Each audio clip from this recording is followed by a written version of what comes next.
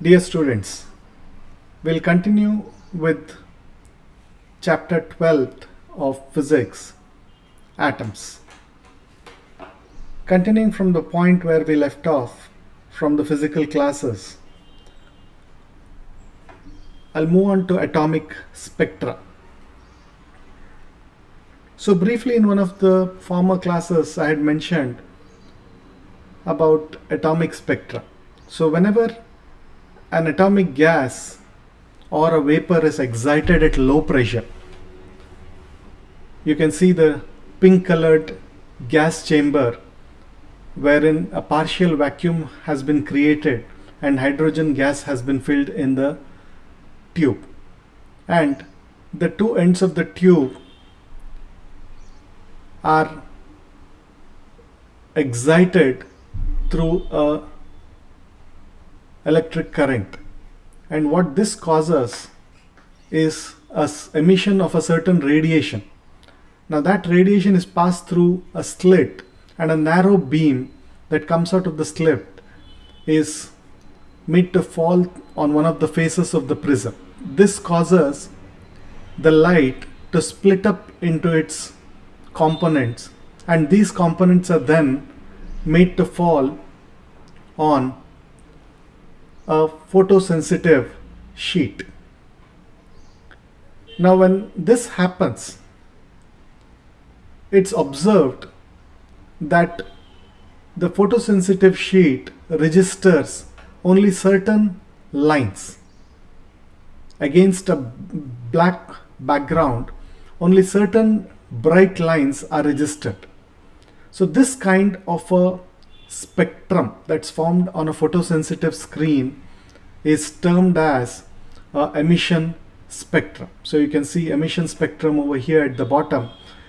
The hydrogen emission spectrum can be seen to consist of a violet line over here, a blue line over here, followed by a green, and then a large gap, after which you see a red line. Now, how is emission spectrum different from a continuous spectrum? What we see in everyday life, or light that we see in everyday life in photographs or on photosensitive screens, is what we term as continuous spectrum. You see all the component colors that make up white light, right? That's called continuous spectrum. A rainbow, for example, is a continuous spectrum. But only when you see certain lines, then we term the spectrum as emission spectrum. So in the previous slide, we talked about how emission spectrums are formed. The emission spectrum is formed when a particular atomic gas or vapor is excited at low pressures through an electric current, and the emitted radiation is split using a prism and made to fall on a photosensitive piece of paper. But an absorption spectrum is also witnessed when we do something which is slightly opposite to what I just described. So when white light is forced to pass through a gas, and we then analyze the light that comes out from the other end of the tube using a spectrometer, we tend to see a spectrum of this nature, the one on the right side on your screen. This is called an absorption spectrum. So these lines that you see here are black lines that are formed on a continuous background that resembles a continuous spectrum, right? So what we see here is exactly the dark lines being formed in the same positions as seen in the emission spectrum. The only difference is that in the emission spectrum they were of different colors and they were bright against a black background because they were being emitted by the gas itself. But here white light has been passed through that gas, and we find those places where we had observed the bright lines in emission spectrum, those spots now have a black line. So these dark lines, they correspond precisely to those wavelengths which were found in the emission line spectrum of the gas. This is called the absorption spectrum of the material of the gas. So we can see that atomic spectra is the plural of spectrum. So the atomic spectra, either the emission spectrum or the absorption spectrum, both together referred to as atomic spectra of a material, can serve as a type of fingerprint for the identification of a gas. By just observing the absorption spectra or the emission spectrum, we can identify what gas is causing this kind of spectrum. Just like what you see on your screen are the emission and absorption spectrum for hydrogen. Similarly, there are emission and absorption spectrums that are very specific to each of the elements of the periodic table. And this is exactly how astronomers use this method to capture light coming from distant stars and then creating their absorption spectrum to identify what are the elements that could possibly be present in those stars, which are resulting in absorption of certain lines, so that the absorption spectrum will show exactly those lines missing from the continuous spectrum. And based on that, scientists come to the conclusion that whatever is the source of the light must be rich in certain elements. Moving on, we talk about spectral series. So if we specifically focus back on the emission spectrum, in 1885, a Swedish school teacher, Johann Jacob Balmer, he observed in the visible region of the spectrum, he observed that for hydrogen there were a series of such lines that you can see in the figure at the bottom right. And this set of lines have been named in his honor as the Balmer series. Eventually, when the entire spectrum was studied, consisting of both infrared, visible light and UV light regions, they found many more such series of lines, and they named each of the series of these lines based on the scientist who discovered them. So you had the Lyman series that were discovered in the UV region, the Balmer series which were discovered in the visible region, and you had the Paschen series in the infrared region. So all these lines, you can see they show a certain pattern. Initially these lines are very closely spaced, and later on towards the end of the series the lines become more and more farther spaced.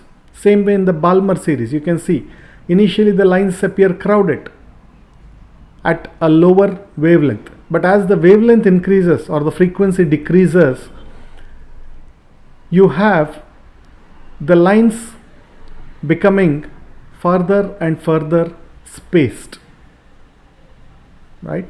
So this same pattern is observed repeatedly in all these series, and each of these series of lines is called a spectral series.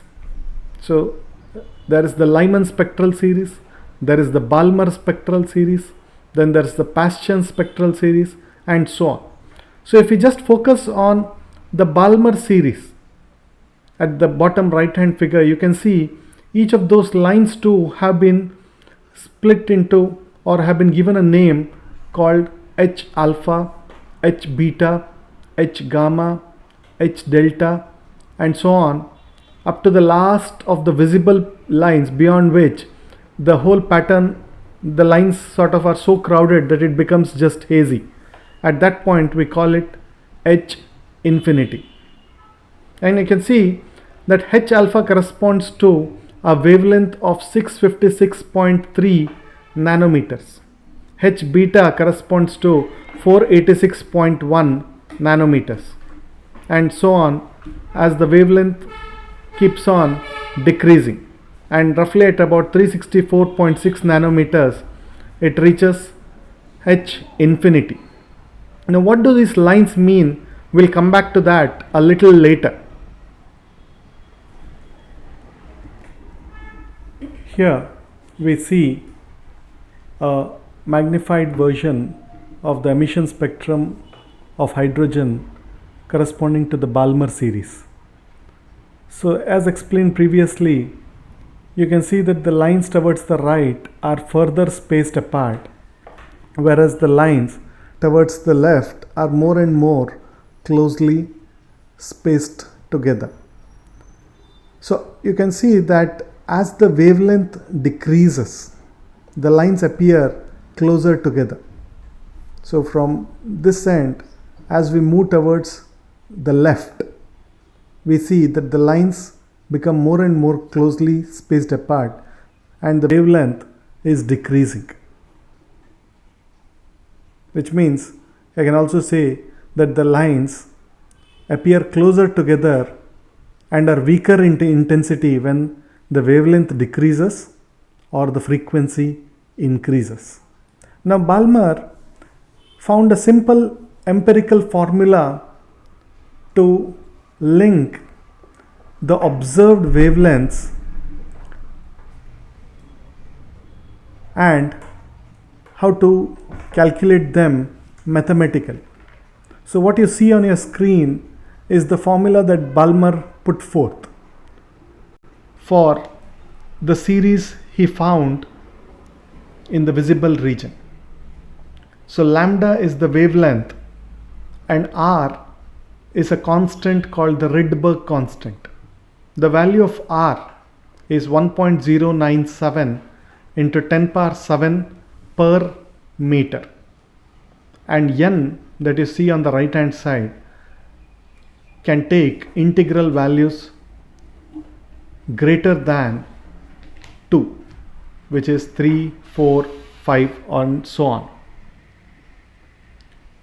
Now while Balmer discovered the spectral series for hydrogen in the visible region, other scientists discovered similar spectral series in the other parts of the spectrum. So there was the Lyman series, there was the Paschen series, there's the Brackett series and the P-Fund series. Each of them have a differing empirical formula that slightly varies from the original formula. So in the Lyman series, it's 1 by lambda is equal to Rydberg constant into 1 by 1 square minus 1 by n square, and n can take values greater than 1, which is 2, 3, 4. Similarly, next comes the Balmer series. So 1 by lambda r is equal to r into 1 by 2 square minus 1 by n square. The next series of lines is the Paschen series. So 1 by lambda equals r into 1 by 3 square minus 1 by n square. So n can again take values greater than 3. Similarly, the Brackett series, 1 by 4 square minus 1 by n square, and P-Fund series where the change is 1 by 5 square minus 1 by n square. Now it was also discovered that the Lyman series occurs in the ultraviolet region. That is, the frequency is the highest in this spectral series.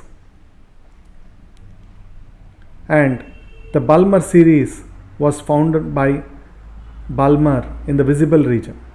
The other three series, Paschen, Brackett and P-Fund series, were discovered to exist in the infrared region. So one thing, each of these series, you can see P-Fund series has the highest wavelengths, whereas Lyman series has the lowest wavelength. But Lyman series has the highest frequency, whereas P-Fund series has the lowest frequency. Now, P-Fund series is a series with the highest wavelength and the lowest frequency. Now, within P-Fund series again, you might remember that the lines are more farther spaced apart at the right and closely spaced apart towards the left. Within bracket series, again the same thing is observed. Within Paston series, again you have a similar pattern emerging. Within Balmer series, again you have a similar pattern wherein the lines towards the right are more farther spaced apart, the lines towards the left are more closely spaced apart. So since these are repeatedly, these patterns are seen happening, they were clubbed into different series. The discovery of the emission spectrum and the absorption spectrum cast a doubt on some of the aspects of the Rutherford atomic model. The reason for this was that the electromagnetic theory, the classical electromagnetic theory, stated that an accelerated object continually loses energy in the form of radiation. And Rutherford model had predicted that electrons would be found in accelerated orbits around the nucleus, just like planets around the sun. So if the Rutherford model had been true, then the first drawback was that a accelerating electron should eventually spiral inwards as shown in the diagram and collide with the nucleus. And if that had been true, we should have observed atoms exploding all around us in solids, liquids and gases as electrons continually spiral inwards towards their nuclei and collide. But this was not seen in everyday life. This was one of the first observed drawbacks of the Rutherford structure of the model of an atom. The other point was that came by due to the discovery of the emission and absorption spectra. In emission and absorption spectra, only specific lines were discovered, not continuous spectrum. But if electromagnetic theory is true, then an electron should accelerate faster and faster, and as it starts moving towards the center of the atom, towards the nuclei, it should radiate out energy. And as it radiates out this energy, it should radiate out energies which are continuously increasing in frequency, because as the electron moves spirally inward towards the nuclei, it will move faster and faster, and hence the frequency of the emitted radiation should go on increasing, and hence what we should be observing as the spectrum should be a continuous spectrum and not specific lines across the spectrum. So this was also something that was different from what was being observed practically and what was thought to be happening internally. One thing that the scientists were sure of is that these emission and absorption spectra must be due to the activity of electrons, because the nuclei of all atoms was pretty stable and they could not account for these spectra. So the electrons must be up to something that was causing these spectra. That was the doubt with which scientists proceeded and ended up contradicting, and their findings ended up contradicting the Rutherford proposed structure of an atom. The two drawbacks of the Rutherford model prompted scientists to look at slight alterations of the existing Rutherford model to accommodate an explanation for whatever was being observed on the ground. Because Rutherford model actually had solved a lot of other demerits that existed with the plum pudding model of J.J. Thomson. So scientists were convinced that somewhere Rutherford's model was the right way to go ahead, but it had to be fine-tuned to accommodate some of the practical findings. One among the eminent scientists who worked on refining the Rutherford model was Bohr. He postulated that the Rutherford model of an atom is not exactly the planetary model. He proposed some minor changes to the Rutherford model. What he said was that negatively charged electrons orbit the positively charged nucleus in circular orbits, and these orbits can be called as electron shells. The second thing he said is electrons by themselves do not radiate energy as they move around their orbits. Third, electrons orbit at fixed distances from the nucleus. They can't orbit at random distances from the nucleus, but there are fixed distances where they have to stick into those orbits if they have to keep rotating, revolving around the nuclei without radiating energy. And the most important part that he proposed to explain the emission spectra and the absorption spectra was that electrons gain energy to move to higher orbits and lose energy to drop to lower orbits. And whenever they drop from a higher orbit to a lower orbit, they emit photons. So let's look at the postulates of the Bohr model. So all his findings were put forth in the form of three postulates. One, he said an electron in an atom could only revolve in certain stable orbits. So why are these orbits stable? Because when an electron revolves in these stable orbits, they do not emit radiation or they do not emit energy. That's why he said an electron could never choose a random distance from the nuclei in which it chooses to orbit. Rather, there are fixed orbits around a nuclei where electrons could orbit and continue to do so without having to necessarily give out energy in the form of radiation. So this immediately solved one of the drawbacks of the Rutherford model.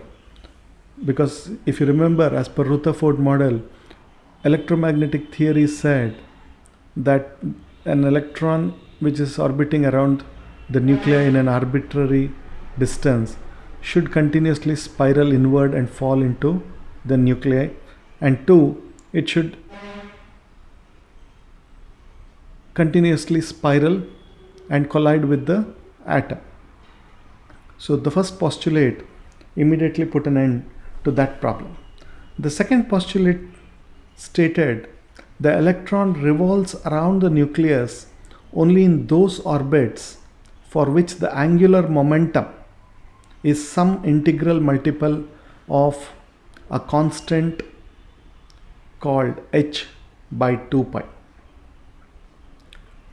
So the second postulate actually is a continuation of the first postulate, in which Bohr says as to what are those stable orbits where an electron could revolve without having to emit energy.